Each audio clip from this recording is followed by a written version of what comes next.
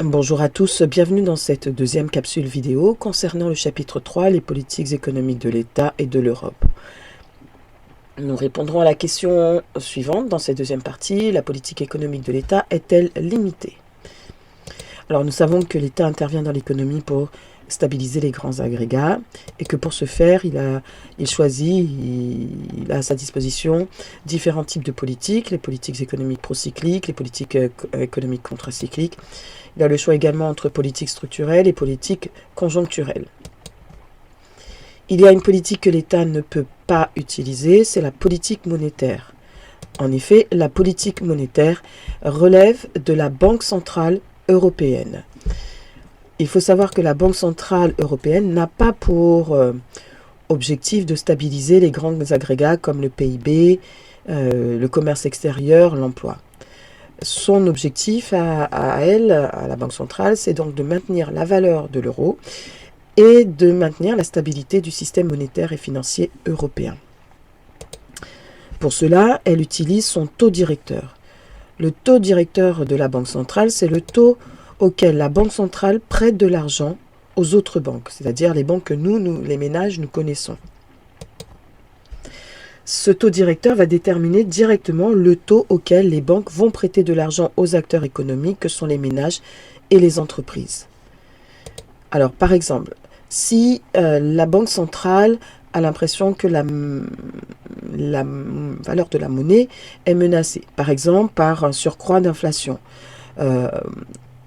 le principe de l'inflation, c'est que lorsque vous achetez moins de choses, les citoyens achètent moins de choses avec la même quantité de monnaie. Donc virtuellement, la monnaie perd de sa valeur. Dans ces cas-là, la Banque centrale va intervenir en augmentant son taux directeur. Si elle augmente son taux directeur, alors les banques vont devoir augmenter le taux auquel elles prêtent de l'argent aux acteurs économiques. Ce faisant, il y aura moins de demandes, ce qui va stabiliser les prix, voire les faire légèrement diminuer. C'est ainsi que la Banque centrale européenne intervient grâce à la politique monétaire, donc qu'elle intervient dans l'économie. Vous comprenez donc qu'il peut y avoir contradiction entre les objectifs de l'État et les objectifs de la Banque centrale européenne, car par moment, l'État serait plutôt tenté d'ouvrir les vannes du crédit pour permettre à l'activité économique d'être relancée, alors que la Banque centrale européenne, elle, va refermer les vannes du crédit pour limiter le risque d'inflation.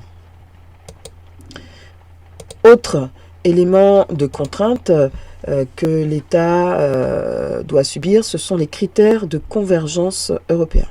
Alors ces critères de convergence sont des critères auxquels tous les États qui adhèrent à l'Union européenne en tant que membres à part entière, sont obligés de respecter. Le premier critère de convergence, c'est un critère qui est lié au déficit public et qui dit que les déficits publics ne doivent pas dépasser 3% du PIB. Tous les États membres se sont engagés à respecter ce critère, ainsi qu'un deuxième qui stipule que le taux de dette publique, c'est-à-dire le taux d'endettement de l'État, ne doit pas dépasser 60% du PIB. Ces deux critères de convergence, vous comprenez, limitent l'action de l'État parce que l'État parce qu'il est contraint de les respecter, va limiter son recours à l'emprunt et va être obligé de limiter le déficit et donc va devoir limiter les actions de sa politique budgétaire, typiquement. Et donc, il peut y avoir contradiction, il peut y avoir conflit entre la politique économique menée par l'État et les critères de convergence. Ainsi, à la question « La politique économique de l'État est-elle limitée ?» La réponse est oui.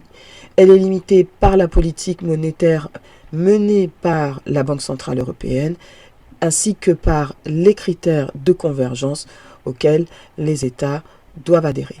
Il faut savoir une seule chose, c'est que pendant la crise du Covid et à la suite de la crise du Covid, le respect des critères de convergence a été mis en suspens, mais ce n'est que temporaire et donc il faudra suivre l'actualité avec attention à ce propos.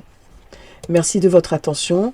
N'oubliez pas de préparer vos questions et n'oubliez pas que cette vidéo ne présente que les grandes lignes du chapitre, qu'évidemment, pour trouver tous les détails, il va falloir aller voir le cours et approfondir votre compréhension des concepts grâce à ce cours, la version écrite. Merci, à bientôt, au revoir.